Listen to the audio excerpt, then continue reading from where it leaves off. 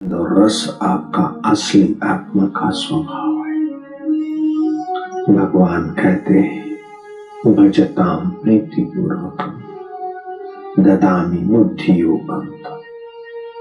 बुद्धि तो है लेकिन पेट पालू बुद्धि है, बाहर से भीतर रस भरने वाली बुद्धि है नहीं।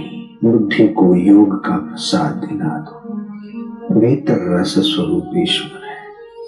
बाहर कितना भी बढ़िया देखो रस भीतर ही आता है, बढ़िया सुनो रस भीतर ही आता है, बढ़िया खाओ चखो रस भीतर ही आता है, बढ़िया बच्चे को मित्र को वस्तु को स्पर्श करो रस भीतर ही आता है। गलती से मानते कि रस बाहर है।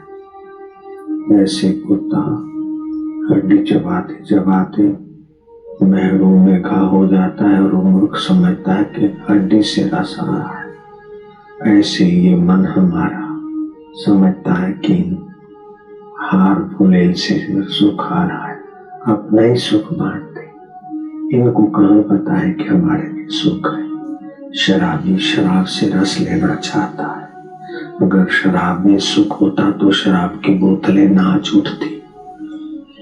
चटोरा नमकीन और मिठाइयों में रस ढूंढ रहा है तो फिर हलवाई को क्यों नहीं आता है, और जो बना रहे वो बेजार क्यों है।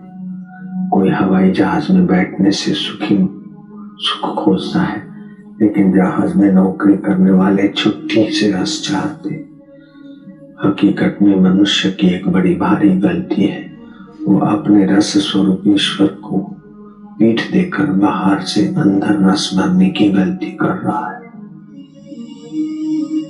कबीर जी कहते हैं भटक मुआ भेदु बिना, इस भेद को इस रहस्य को जानने वाले सत्संग के बिना ये जीव भटक रहा है।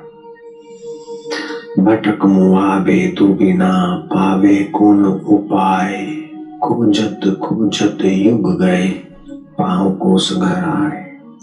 जहाँ आप खड़े हो वहीं खोदो तो वहीं धरती में पानी, ऐसे जहाँ आप हो वहीं